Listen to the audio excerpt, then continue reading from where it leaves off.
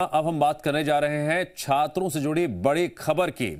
मध्य प्रदेश सरकार कॉलेजों में ऑफलाइन परीक्षाएं कराने पर विचार कर रही है।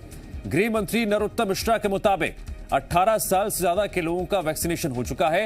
ऐसे में कॉलेजों में ऑफलाइन परीक्षाएं कराने पर विचार किया जा रहा है। नरोत्तम मिश्रा का कहना है परीक्षाओं के दौरान कोरोना गाइडलाइंस का पालन किया जाएगा। नरोत्तम मिश्रा का यह भी कहना है कि संक्रमित होने पर छात्र स्वस्थ होने के बाद परीक्षाएं दे सकेंगे। तो कॉलेज के छात्रों से जुड़ी ये अहम जानकारी और इस वक्त की बड़ी खबर। एक बार में 300 विद्यार्थी बैठते हैं तो पर्याप्त स्पेस भी है। कोविड गाइडलाइन का पालन करके परीक्षा दी जा सकती है। अगर कोई छात्र छात्रा कोविड पॉजिटिव पाई जाती है तो उसे अगले सेमेस्टर के लिए अवसर मिल सकता है, एक चांस और उसे अगली परीक्षा का दे सकते हैं और इस तरह से परीक्षा कराने पर वर्तमान में विचार हो। इस खबर पर और अधिक जानकारी देने के लिए जुड़ गए हैं जी मीडिया संवाददाता भोपाल से लाइव वासु चौरे। वासु, कॉलेजों में ऑफलाइन परीक्षाएं कराने पर फिलहाल सरकार विचार कर रही है, क्या जानकारी सामने आ पा रही है? बिल्कुल दिव्यांश, देखिए मध्य प्रदेश के गृह मंत्री नरोत्तम मिश्रा का आज बहुत अहम बयान सामने आया है। खासतौर पर जब हम देख रहे हैं कि भोपाल, इंदौर समेत मध्य प्रदेश के कई शहरों में ऑफलाइन परीक्षाओं के विरुद्ध लगातार जो छात्र छात्राएं हैं वो लामबंद हैं। उनका कहना है कि ऑनलाइन परीक्षाएं कराई जाए, लेकिन वहीं आज गृह मंत्री नरोत्तम मिश्रा ने साफ कर दिया है कि मौजूदा हालात में तो ऑफलाइन परीक्षा की तरफ ही हम लोग बढ़ रहे हैं। हालांकि कॉलेजेस में जब परीक्षा कंडक्ट होगी तो उसमें सोशल डिस्टेंसिंग, मास्क का उपयोग, सैनिटाइजर का उपयोग, इन तमाम गाइडलाइंस का पालन किया जाएगा, ध्यान रखा जाएगा। अगर इस बीच कोई छात्र पॉजिटिव भी होता है तो उन्हें अगले सेमेस्टर में जो परीक्षा देने का मौका है वो दिया जाएगा, बैकलॉग से उनको बचाया जाएगा, ये उन्होंने ज़रूर इशारा किया है। लेकिन कहीं ना कहीं वो छात्र छात्राएं जो लगातार ऑफलाइन परीक्षा की मांग कर रहे थे, आंदोलन कर रहे थे, उनकी उम्मीदों को ज़रूर जो एक झटका है वो ये बयान को हम कह सकते हैं। इससे पहले कल हमने उच्च शिक्षा मंत्री मोहन यादव से बात की थी। उन्होंने कहा था कि मार्च का जो महीना है वहाँ पर मुख्य परीक्षाएं जो है कॉलेजेस की आयोजित होती हैं। वेट एंड वॉच की स्थिति में अभी हम चल रहे हैं और जो एक्सपर्ट्स हैं उनकी राय ली जाएगी, राय मशवरा उनके साथ किया जाएगा। उसके बाद कोई ठोस निर्णय होगा, ठोस कदम आगे बढ़ाया जाएगा।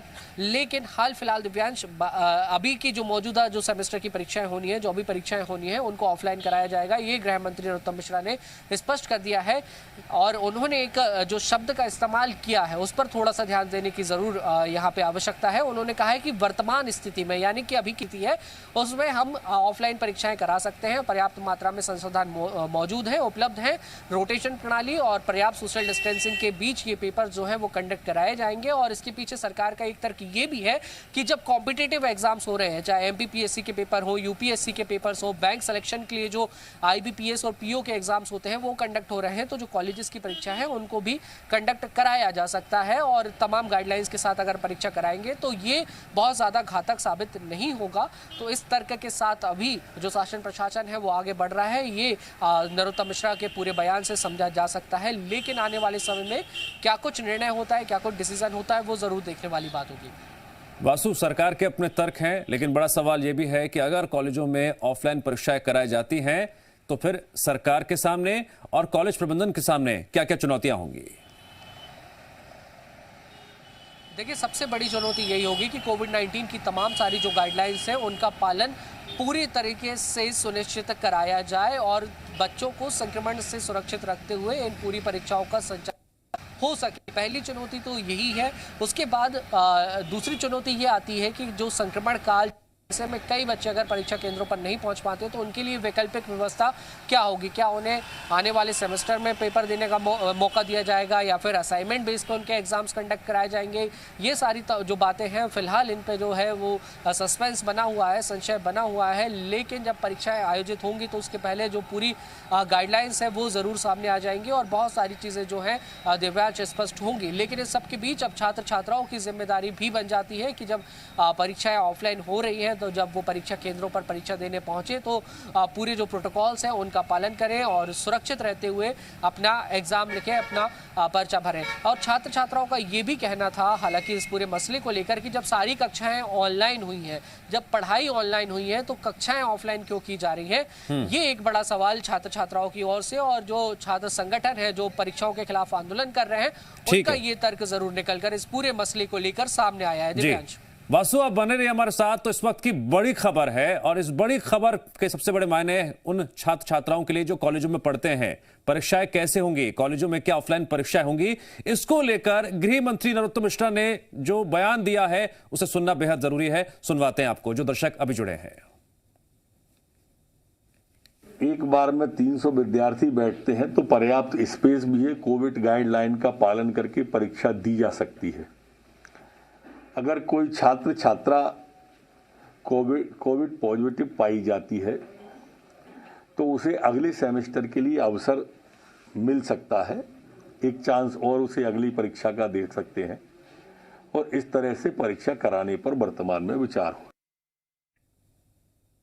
एक बार फिर से हम रुक करेंगे वासु का, लगातार जुड़े हमारे साथ। वासु, गृह मंत्री नरोत्तम मिश्रा के बयान के मायने क्या ये भी निकाले जा सकते हैं कि छात्र छात्राओं के साथ अभिभावकों को यह भरोसा दिलाना, विश्वास दिलाना कि इन परिस्थितियों में भी ऑफलाइन परीक्षाएं सुरक्षित तरीके से कराई जा सकती हैं?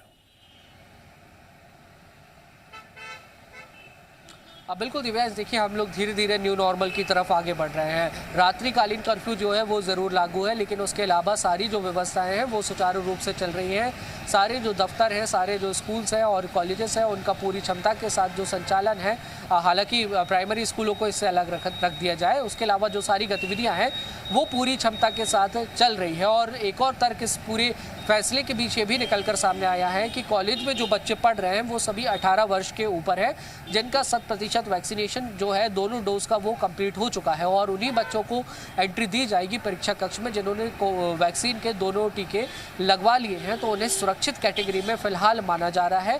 इसके अलावा जब बच्चे एग्जाम देने पहुंचेंगे तो उन्हें मास्क उपलब्ध कराया जाएगा, सैनिटाइज उन्हें किया जाएगा, और इसके साथ ही उनका टेम्परेचर भी चेक किया जाएगा। अगर किसी बच्चे का टेम्परेचर हाई निकलता है या फिर बच्चा किसी तरीके की शिकायत करता है स्वास्थ्य को लेकर, तो उनके लिए परीक्षा देने के लिए अलग व्यवस्था भी की जा सकती है। ऐसी भी हमें जानकारी मिल रही है। क्वारंटीन रूम में वो बैठकर एग्जाम दे सकते हैं ताकि वो अन्य बच्चों के संपर्क में ना आए। लेकिन सरकार की ये कोशिश है, और उच्च शिक्षा मंत्री ने भी ये बात का जिक्र जरूर किया था कि हमारी कोशिश है कि जो पढ़ाई है, जो डिग्री का महत्व है वो बहुत ज़रूरी है, और ऑफलाइन परीक्षा में ही बच्चे की जो असल मूल्यांकन है वो संभव हो पाता है। सिर्फ डिग्री के नज़रिए से इन परीक्षाओं को ना देखा जाए। इन परीक्षाओं में विद्यार्थी का असल मूल्यांकन हो ताकि वो भी मेहनत करें, पढ़ाई करें और अपने कैरियर को लेके सही दिशा में कदम आगे बढ़ा सके। उनका बेसिक कॉन्सेप्ट, बेसिक नॉलेज, सारी चीज़ें क्लियर रहें, क्योंकि कॉलेज दिव्यांश हम सब जानते हैं कि एक ऐसी स्टेज होती है जिसके बाद आपका जो प्रोफेशनल लाइफ है, प्रोफेशनल जो कैरियर है उसकी शुरुआत होती है।